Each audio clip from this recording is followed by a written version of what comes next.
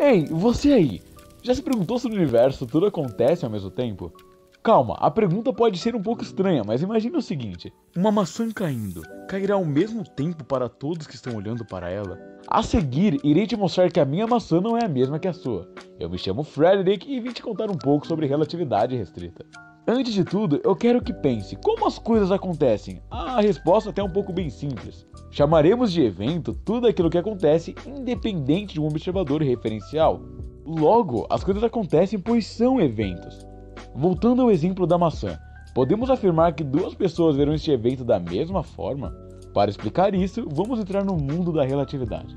Bem, a relatividade restrita ela trabalha com dois postulados bem simples. O primeiro deles é o princípio da relatividade, que diz que, para todos os referenciais em estado de inércia, eles verão as leis da física da mesma forma, ou seja, corpos não acelerados verão eventos iguais. O segundo é o princípio da constância da velocidade da luz, que diz que para todos os observadores, a velocidade da luz será a mesma, com o corpo estando ou não em movimento. Ou seja, caso tenhamos dois observadores, um em uma nave que se locomove a uma fração considerável da velocidade da luz e o outro está em repouso, se ambos soltarem um feixe de luz ao mesmo tempo, ambos verão um feixe afastar na velocidade da luz, o que é contrário à física newtoniana, onde o observador da nave veria a luz com velocidade menor, por causa da velocidade relativa entre ele e o feixe. Talvez você se questione, tá, mas quais são as consequências da velocidade da luz ser igual a todos os referenciais inerciais? Bom, imagine um trem onde um de seus vagões há um observador. Ele está vendo o feixe de luz saindo da parte inferior do trem até a parte superior do mesmo. Sabendo disso, ele verá a trajetória que o feixe realiza sendo completamente na vertical. Agora, o nosso outro observador, que está de fora do vagão onde o feixe foi liberado, verá a trajetória da luz indo do inferior ao superior sendo uma trajetória inclinada, pois ela está combinada com a velocidade horizontal do trem. Daí surge o problema, pois sabemos que qualquer velocidade é dada em distância por tempo. Mas se para um observador de fora a distância é maior e ambos contam ao mesmo tempo, temos que a velocidade da luz para o observador de fora será maior do que para o observador de dentro, coisa que não é permitida pela relatividade restrita. Para resolver essa questão, temos que tentar analisar o que ambos os observadores realmente viram. Perceba que para o observador de dentro, o que foi visto é uma trajetória na vertical, que percorre da parte inferior até a superior. Como sabemos que velocidade é igual a variação de espaço por variação de tempo, manipulando essa fórmula e considerando velocidade igual a velocidade da luz e variação de espaço igual a distância, temos que o ΔT do observador de dentro do trem é dada por ΔT' igual a distância por velocidade da luz.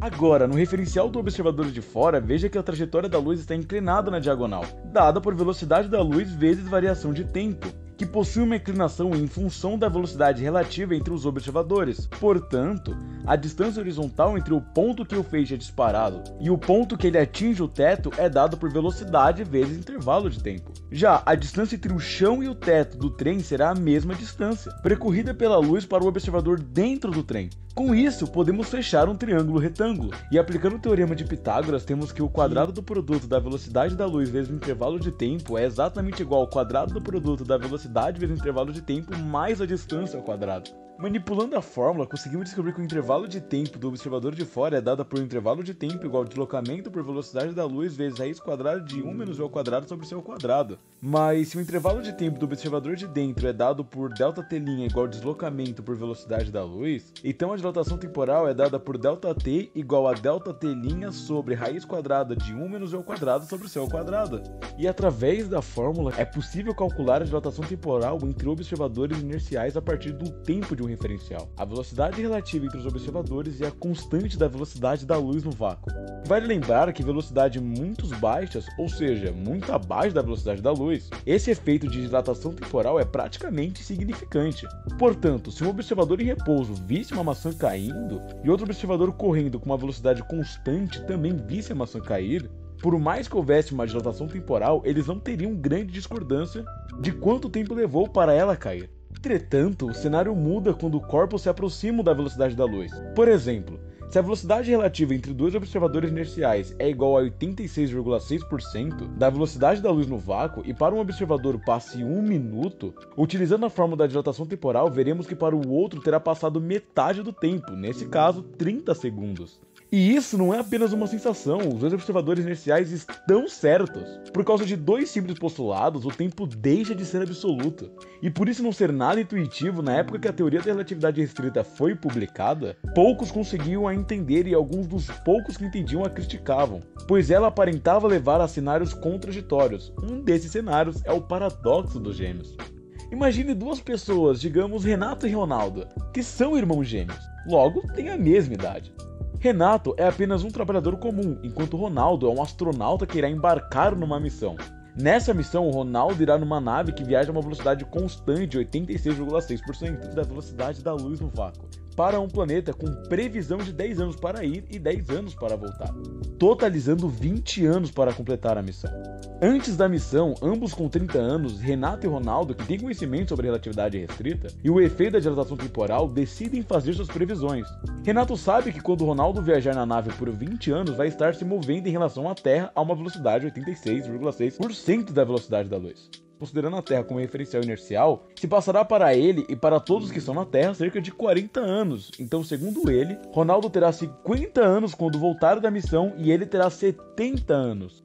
Já Ronaldo, o astronauta, faça os próprios cálculos. E no seu referencial, quando estiver viajando na nave, a Terra vai estar se movendo em relação a Ronaldo a uma velocidade constante de 86,6% da luz. Como esse referencial irá passar 20 anos, significa que irá passar 10 anos na Terra.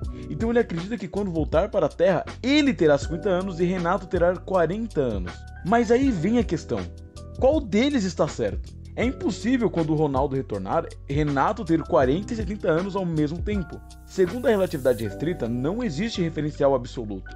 Como tanto que ambos sejam referenciais inerciais, as leis da física funcionarão da mesma forma. Então, quem está errado? Renato, Ronaldo ou a própria relatividade? Apesar desse problema parecer paradoxal, precisamos de calma ao analisar um caso quando o assunto é relatividade restrita. Voltemos aos postulados. O primeiro postulado fala que as leis da física são as mesmas para os referenciais inerciais. O segundo fala que a velocidade da luz no vácuo é constante. Então, todas haverão viajando da mesma forma. O segundo postulado não parece estar em discórdia com algum dos irmãos, então, se a relatividade estiver certa, um dos irmãos infringe o primeiro postulado. E aí a relatividade se mostra forte. Repare que durante a viagem de Ronaldo, ele vai até o planeta, para e volta para a Terra. Ou seja, ele começa em velocidade constante, desacelera e depois acelera de novo. Logo, ele não é um referencial inercial, então só podemos considerar a dilatação temporal do ponto de vista dele durante a ida ao outro planeta. Portanto, entre os gêmeos, é Renato que ficou na Terra que está certo em relação aos seus cálculos de dilatação temporal, pois como Ronaldo desacelera e acelera, acaba sendo um péssimo referencial nos cálculos relativísticos, criando esse aparente paradoxo, pois a relatividade restrita só se aplica a referenciais que estão em inércia, diferentemente da relatividade geral, mas isso é um tema para um outro vídeo. Mesmo que não seja abordada a relatividade geral nesse vídeo, você acabou de ver de como Albert Einstein era realmente um gênio. Como Albert Einstein mudou todo um paradigma temporal da vida. Não é só você pegar uma teoria física e implementar naquele mundo e nicho específico. É você mudar todo um conceito temporal do ser humano.